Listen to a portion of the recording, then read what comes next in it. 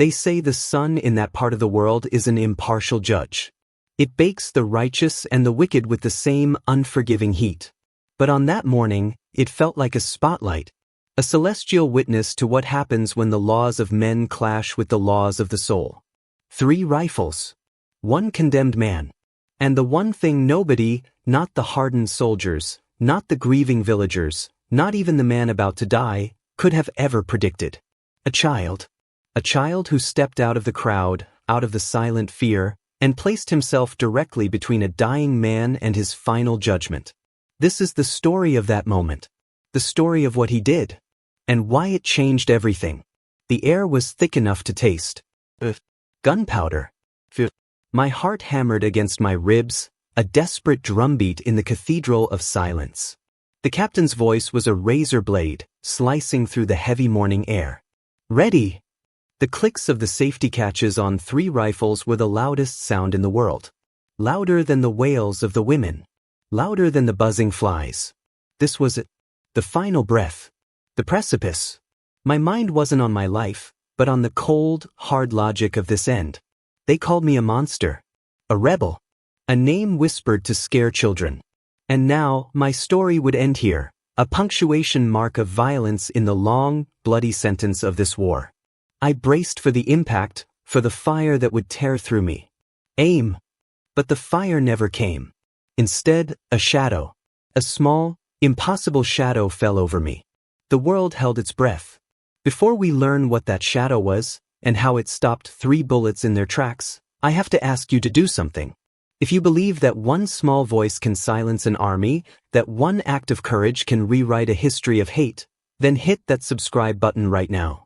Don't miss out on what happens next, because you need to be part of the community that believes in stories like this. Join us, and let me show you why this one moment matters more than 1,000 battles.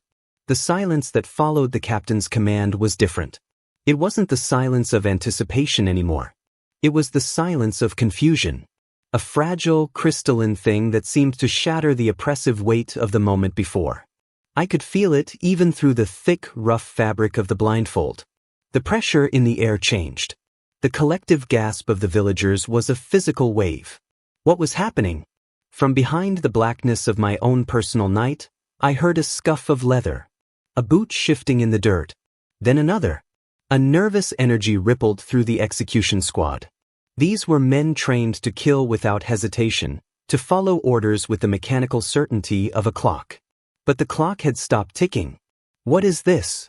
The voice belonged to Captain Amadou Diallo. It was stripped of its earlier, chilling certainty. Now it was jagged. Annoyed. A man whose perfect, brutal equation had just been interrupted by an unknown variable. I heard a smaller sound. The soft, shuffling steps of bare feet on parched earth. A sound so out of place in this theater of death that it felt like a hallucination. "Soldier, remove it," Captain Diallo commanded, his voice tight with restrained fury. I expected a rough hand on my shoulder, a shove. But there was nothing. Only more silence, thick with disbelief. "Captain," a younger voice stammered. A soldier I recognized as Bakary, always eager, always first to prove his loyalty. "Captain, you need to see this." The strain in Bakary's voice was palpable. It wasn't the tone of a soldier reporting a problem. It was the tone of a man who had just seen a ghost. I strained my ears, trying to paint a picture in the darkness. I could hear the wind whispering through the dry acacia trees at the edge of the square. I could smell the sweat of the soldiers, a sour, metallic tang that always accompanied them. But in the center of it all was this new, inexplicable presence. A silence where a command should have been. A hesitation where violence was promised. Then, I heard the captain's heavy footsteps approaching me. He stopped just in front of me, so close I could feel the heat radiating from his body. I pictured his face, the one I had seen during my interrogation. A face carved from granite, with eyes that held no light, only a cold, burning purpose. "Child," he said, and the word was so alien, so wrong for this place, that it sent a shiver down my spine. "Get out of the way." His voice was low, a rumbling threat. It was the voice he used right before things got ugly. It was meant to terrify, to compel obedience through sheer force of will. But there was no response. No crying. No hurried retreat. Just the defiant presence of a child. My mind reeled. A child?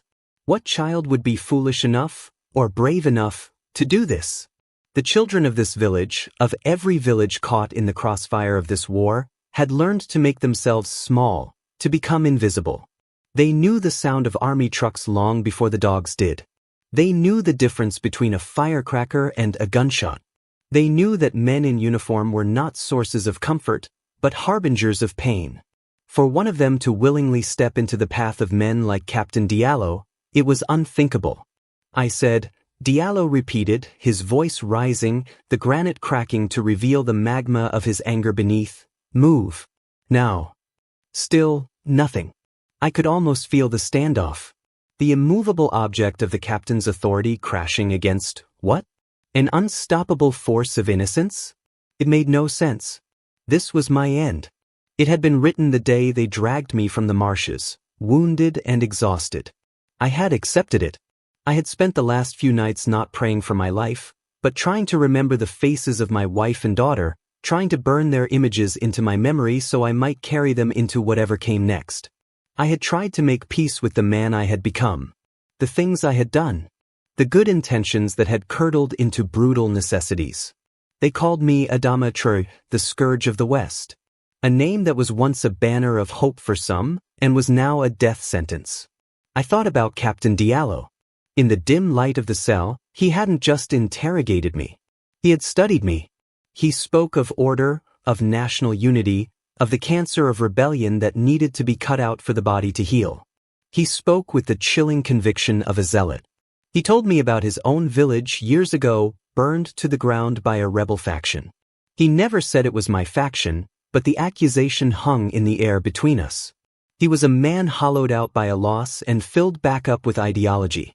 To him, I wasn't a man. I was a symbol of the chaos that had stolen his world. And my death was not just an execution, it was a sacrament. A necessary ritual to restore balance. For such a man to be thwarted, to be held in check by a child, the irony was so thick I could have choked on it. I will not tell you again, the captain's voice was now a snarl. Whose child is this? Get them out of my sight before I lose my patience. His words were a whip crack, meant to stir the crowd of onlookers into action. I heard murmurs ripple through them. Fear, panic, a mother's frantic whisper. But no one moved. It was as if the child had cast a spell over the entire square. They were all frozen, witnesses to a confrontation that defied all the known rules of their world. Power was not supposed to look like this. A captain with a loaded gun was supposed to be absolute. A small child was supposed to be nothing. Then I felt it. A touch. So light, so gentle it was barely there. On my leg. A tiny hand. It wasn't grabbing or pulling. It was just resting. A small point of contact in a world that had become a storm of abstract hatred and violence. The touch was grounding. It was real. It was more real than the rifles, more real than the captain's anger, more real than the name, Traoré, and all the blood and myth attached to it. Through the rough fabric of my trousers, I felt the warmth of that small palm. And in that moment, the entire narrative of my death was hijacked. This was no longer my story. It wasn't about the brave rebel commander facing down his executioners. It wasn't about the state making an example of its enemy. It had become about this child. And I, the condemned man, the fearsome warlord, was now just a secondary character, a piece of stage scenery for a drama I couldn't comprehend. Who was this child? Why would they do this? Was it a foolish, naive act? A misunderstanding of the finality of the scene? Or was it something else? My mind, which had been preparing for oblivion, was now racing. I tried to place the child. Was it a boy or a girl? I couldn't know. I tried to remember the faces of the children in the villages my men had passed through. So many faces. Some smiling, some terrified, some hauntingly blank. Had I seen this child before? Had our paths crossed in the chaos of the war? The touch on my leg was a silent question, and I had no answer. The tension in the square stretched until it was a thin, screaming wire. Captain Diallo was a man unaccustomed to being defied, especially in public, especially by the powerless. His authority was his identity. Without it, he was just a man with a gun, and that was not enough for him. He needed the fear, the deference, the symbol of his power to be acknowledged. This child was not acknowledging it. This child was simply a small, stubborn fact of life in a place meticulously prepared for death. I heard Diallo take a deep, shuddering breath. He was fighting for control. He knew, with the instinct of a predator, that how he handled this would define him. If he showed weakness, his men would see. The villagers would see. The story would spread. The myth of Captain Diallo, the Iron Captain, would be compromised. But if he used force against a child, the moral calculus was suddenly, horrifyingly complex. "But Carrie," he said, his voice dangerously calm, "remove the child. Gently." The word, gently, was a concession. A crack in the granite. He was already losing. The soldier, Bakary, hesitated. I could hear his reluctance in the shuffle of his feet. To approach the child was to enter the sacred, bewildering space that had opened up in front of me. It was to become part of the play. I heard him take a few steps. "Come, little one." Bakary's voice was rough but laced with an uncharacteristic softness. "This is no place for you. Let's go to your mother." There was a pause. Then I heard a sound that cut through everything. A single, clear word from the child. No. It wasn't a defiant shout. It wasn't a tearful plea. It was a statement of fact. Measured. Absolute. The word hung in the air, a bell toll announcing a new reality. A child had said, no, to a man with a gun, and the world had not ended. The sky had not fallen. The soldier was stopped in his tracks. I could feel the shock wave of that single syllable pass through everyone present. It was a word of power. A word that the villagers had forgotten how to speak. A word that soldiers were trained never to utter. And it had come from the smallest person in the square. Captain Diallo let out a sound that was half groan, half exasperation. He was a military commander, a strategist who understood logistics, troop movements, and the brutal arithmetic of war. He did not understand this. This was not in any field manual. How do you counter an enemy who has no weapon, who offers no threat, but simply refuses to yield? He walked forward again, his boots crunching angrily in the dirt. He was standing over the child now. I could feel his presence looming. "Why?" he demanded. It wasn't a question for me. It was for the child. "Why are you doing this? You don't know this man. This man is an enemy. He is a bad man. He has hurt people. Now move." There was another pause. The entire village, perhaps the entire world, seemed to be leaning in, waiting for the child's answer. What would they say? What possible reason could a child give for protecting a monster like me? Then I felt another sensation. The child's other hand came up and gripped the fabric of my trousers. A tiny fist, holding on. Protecting me. Or maybe, protecting something I represented. I heard the child's voice again, just as clear and calm as before. "You can't." It was not a plea. It was an instruction. "You can't," the child repeated. It was the voice of a boy. A young boy. "He gave me the sky. He gave me the sky." The words made no sense. They were poetry in a place of prose. A riddle in a place of grim, simple answers. He gave me the sky. What could it possibly mean? I felt Captain Diallo's confusion as a tangible thing. It radiated from him like heat. "What are you talking about?" he snapped. "What nonsense is this? Sky? I will give him a mouthful of dirt if you do not move." But the threat sounded hollow now. The child had changed the language of the conversation. The captain was talking about dirt and death. The child was talking about the sky. The two realities could not coexist. One had to give way. My own mind was a whirlwind. The sky? When had I ever given anyone the sky? I dealt in mud and blood. I gave orders that sent men to their graves. I gave speeches about freedom that were followed by the roar of cannons. The sky was not in my inventory. And yet, the boy's words had a strange resonance. They felt true, even though I could not understand them. The small hand on my leg, the firm grip, the unwavering voice. This was not random. This was personal. This was a debt being paid, and I, the creditor, had no memory of the loan.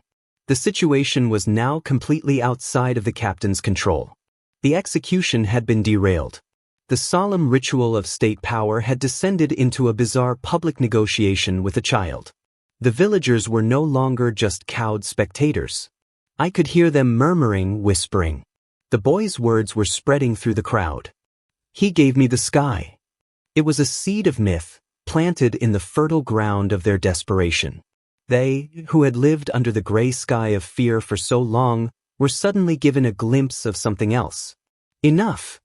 Diallo roared. The sound was pure frustration. He was a man drowning, and he was trying to punch the water. I have my orders. This prisoner is a traitor to the nation. He was tried and sentenced. He will be executed. This is the law. He was appealing to a higher authority, to the abstract concept of the law, because his own personal authority had crumbled. He was trying to remind everyone, including himself, of the script. But the boy had torn the script to pieces. The law seemed very small and very foolish in the face of the boy's simple, incomprehensible statement. Then, the boy spoke again, and his words were not for the captain this time. They were for me. His voice was softer, a conspiratorial whisper. He spoke a phrase in a local dialect, a dialect from the southern marshes, a place I knew well. A place I had last seen over a year ago. He said, "The wooden bird still flies at night." And suddenly, the darkness behind my blindfold exploded into light. The memory, buried under a year of firefights and forced marches and bitter survival, erupted in my mind with the force of a grenade. It wasn't a memory of a battle.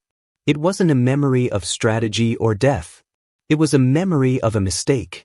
A moment of weakness. The moment of mercy. A village raid. Not my proudest moment. We were desperate for supplies. My men were hungry, angry. The intelligence said the village was collaborating with government forces. The orders were simple: secure the supplies, eliminate any resistance. It was supposed to be quick, brutal, efficient. We swept through the huts at dusk. There was fear. There were tears.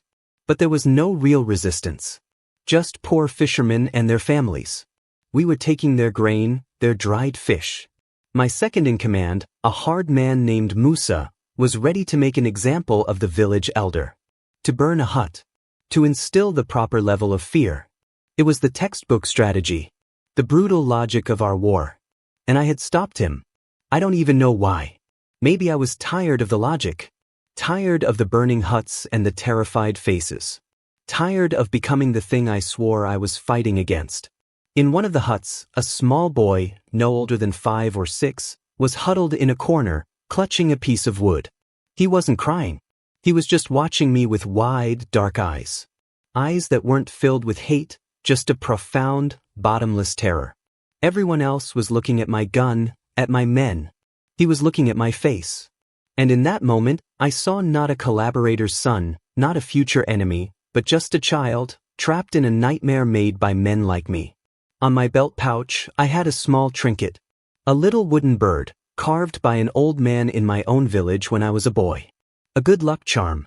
A stupid, sentimental thing to carry into a war. I almost never looked at it. But in that hut, surrounded by the smell of fear and wood smoke, my hand went to it. I unhooked it. I knelt down. My men stared at me, bewildered. Musa looked at me as if I had gone insane. I held out the little wooden bird to the boy. His eyes flickered from my face to the bird and back again. He didn't move. I placed it on the floor in front of him. The sky belongs to the birds, I had whispered, a proverb my own father used to tell me. They can fly away. You keep this. It will keep the sky open for you. It was a foolish, impulsive act. A crack in my own granite facade. I had ordered my men to leave the village's seed grain. I had forbidden any reprisals. Musa had argued with me for days. He said I had shown weakness. He said that weakness would get us killed. Maybe he was right. But the memory of that boy's eyes, the way they watched me, had stayed with me. And now, a year later, on the day of my death, that single, illogical act of mercy had returned. The wooden bird had flown back to me. The boy in front of me, the one with the calm voice and the firm grip, was that boy. His name was Femi, and he believed I had given him the sky. This is the turning point. The moment a story of hate becomes a story of hope. It's a reminder that our actions, even the smallest ones, create ripples we can never predict. If this story is creating ripples in you, if you feel that pull of shared humanity, then I need you to do something with that feeling. Share this story. Send it to someone who needs to hear it. Let the courage of this one small boy echo beyond this screen. Because hope is contagious, but only if we choose to spread it. Behind my blindfold, tears I didn't know I had left began to well up. They weren't tears of fear or self-pity. They were tears of the universe, which had seemed so cruel and meaningless just moments before, suddenly revealed a hidden, intricate pattern. A design woven not of power and violence, but of small, forgotten acts of kindness. The seed I had planted in that dusty hut, a seed I had thought withered and lost, had grown into a tree, and I was now standing in its shade. Captain Diallo was silent. The boy's words, "The wooden bird still flies at night," had been spoken softly, meant for me. But in the charged silence of the square, everyone had heard them. The captain wouldn't understand the literal meaning, but he understood the impact. He knew instinctively that this was the key. This was not a random act of childish defiance. This was a story. And he was no longer the author. What bird? Diallo's voice was barely a whisper. He was no longer commanding. He was asking. He was trying to understand a language he didn't speak. The boy, Femi, did not answer him. He kept his hand firmly on my leg. His presence was a shield. Not a shield of steel, but a shield of moral truth. He was presenting the captain with the receipt for a past transaction. A debt of life was owed, and he was here to collect. Not for himself, but for me. The 3 soldiers in the firing squad were statues. I could feel their unease.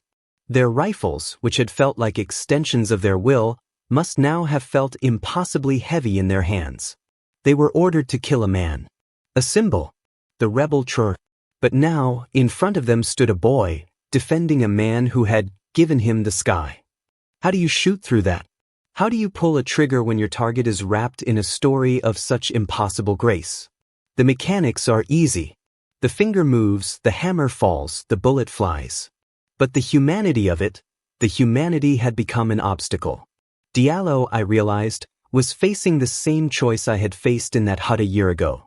The choice between the brutal logic of war and the quiet, insistent whisper of something else. His entire career, his entire identity since his own world was burned down, was built on the foundation of that logic. Rebels were the cancer. They brought chaos. They must be excised. Cleanly. Ruthlessly. There was no room for nuance. No room for mercy. Mercy was a weakness. Mercy was the poison that allowed the sickness to spread. He had told me as much in my cell. He had preached it to me like a gospel. And now, here was mercy in its purest form. Not the calculated mercy of a powerful man sparing a weaker one, but the fierce, protective mercy of the powerless standing up to the powerful. And the source of this mercy? It was me. The cancer. The source of the sickness.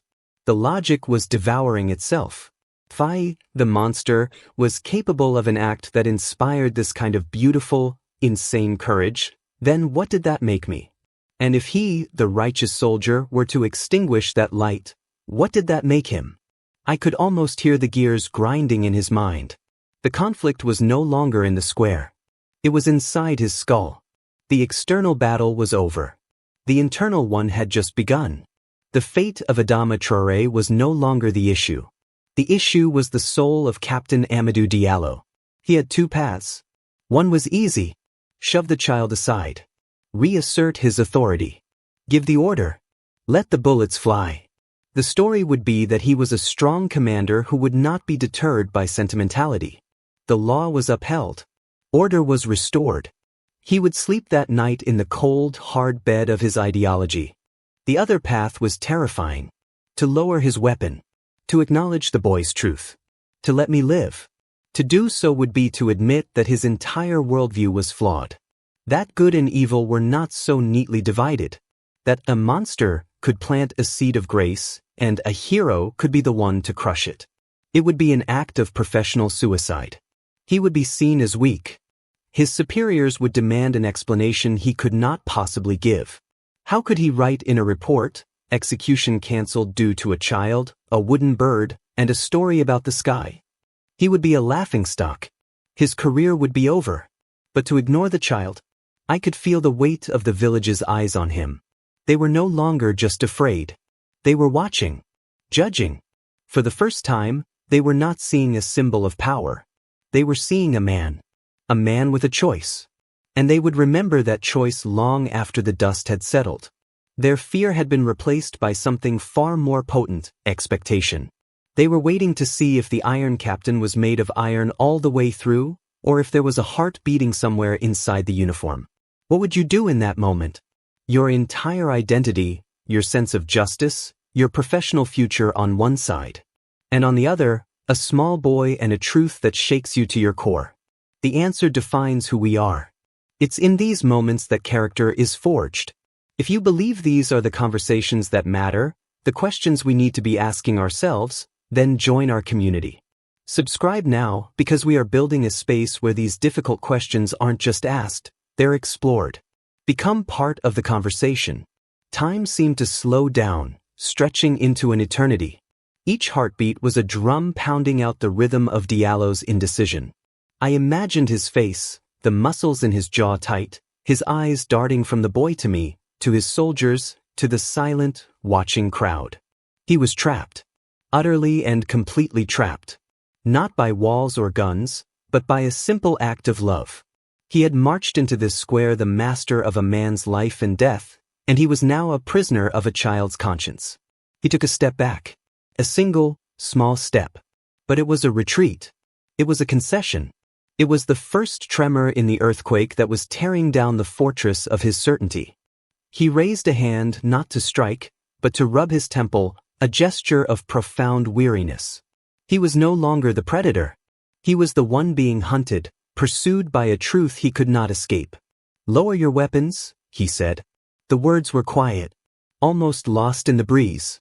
For a moment, I thought I had imagined them. But then I heard the shuffling of the soldiers. The soft clicks as 3 rifles were lowered. The sound was deafening. It was the sound of an execution not happening. The sound of a story taking a wild, miraculous turn. The tension in the square didn't just dissipate. It evaporated, replaced by a collective sigh of disbelief. It was the sound of a miracle being accepted as real. The boy, Femi, did not move. His hand remained on my leg, a silent anchor. He had won. He had faced down an army with nothing but a memory and a debt of gratitude. He didn't gloat. He didn't even seem to understand the magnitude of what he had just done. He had simply done what he felt was right. He had protected the man who gave him the sky. Captain Diallo stood there for a long moment, a statue of a broken man. He looked at the boy. He looked towards me, though he couldn't see my eyes. I suspect he saw something else anyway. He saw the ghost of his own certainty. He saw the lie he had been living. Then he turned on his heel and walked away. He didn't run. He walked with the heavy, deliberate steps of a man carrying a new and terrible burden. The burden of a conscience reawakened.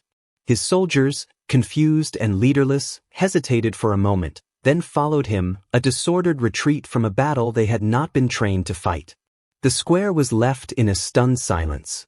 The villagers, the boy, and me. A condemned man, still blindfolded, still standing against the rough wooden post, but no longer condemned. I was a question mark. A problem with no solution. A life that was not supposed to exist past sunrise. I felt the boy's hand finally leave my leg. I heard his small feet shuffle away. Then, another pair of hands were on me. Not the rough hands of a soldier, but the softer, hesitant hands of a village elder. He untied the ropes that bound my wrists. Another villager came and removed my blindfold. The first thing I saw was the sun. It was higher now, brighter. The world came rushing back in a blur of color and light. I blinked, my eyes struggling to adjust. I saw the faces of the villagers. Their expressions were a mixture of fear, wonder, and a fragile, nascent hope. They kept their distance as if I were a ghost. And then I saw him. Femi. He was standing with a woman who must have been his mother, her hand on his shoulder, her face a mask of tears and terrified pride. He wasn't looking at me. He was looking down at his own hand, the one that had rested on my leg, as if seeing it for the first time. In his other hand, clutched so tightly his knuckles were white, was a small, worn wooden bird. My story should have ended that day. By all the laws of men and war, I should be bones in an unmarked grave. But a child's memory proved more powerful than a captain's orders. The story of what happened in that square spread like wildfire. It became a legend, told in hushed tones around campfires on both sides of the conflict. The story of the boy who shielded a warlord. The story of the iron captain who broke. It didn't end the war, not overnight. But it changed it. It planted a seed of doubt. It introduced a new kind of logic into the equation. The logic of impossible grace. Captain Amadou Diallo was never seen in that province again. I heard rumors. Some said he was court-martialed and imprisoned for insubordination. Others said he deserted, unable to reconcile the man he was supposed to be with the man the child had forced him to become. I prefer to believe a third rumor, one I heard from a traveling merchant years later, that a man matching his description was seen running a small school for orphans in a peaceful northern territory. A quiet man who taught children how to read and how to carve birds out of wood. A man paying a different kind of debt. And me? Adama Traoré? My legend died that day, and a man was reborn. The villagers hid me, fed me, and helped me disappear into the mountains. Being saved by a child has a way of changing your perspective. The fire of my rebellion was quenched, not by force, but by a kindness I didn't deserve. I could no longer lead men into battle, no longer speak of freedom through the barrel of a gun. The name Traoré was a ghost I left behind. I found my own quiet valley. I found what was left of my family. I learned to be a father again. I learned to be a man who builds, not one who breaks. The story of that morning is not about me, or even about Captain Diallo. It is about Femi, a boy who reminded us that our true identity is not the uniform we wear or the flag we carry. It is not the reputation that precedes us or the sins of our past. Our true identity is forged in the choices we make. The choice to stand for something even when we are small. The choice to honor a debt even at great risk. The choice to see the humanity in another even when the world tells us to see a monster. The boy Femi held up a mirror to all of us that day and forced us to see ourselves. Not as soldiers or rebels, friends or enemies, but as people all living under the same sky. A sky that belongs to no one and is open to everyone. A sky that, if we are lucky, someone remembers we once gave to them. The story of Femi and the captain and the warlord is finished. But its message is a beginning. It's a challenge to every one of us. To look for the moments where we can choose grace over condemnation, humanity over ideology. These stories matter. They are the nutrition for our souls. To ensure you don't miss out on more narratives that challenge, inspire, and change the way we see the world, make the choice right now. Hit that subscribe button and click the notification bell. Become an insider in a community dedicated to the power of human dignity. This is more than just content. It is a movement of the heart. Join us. Don't let these stories pass you by. You won't regret it.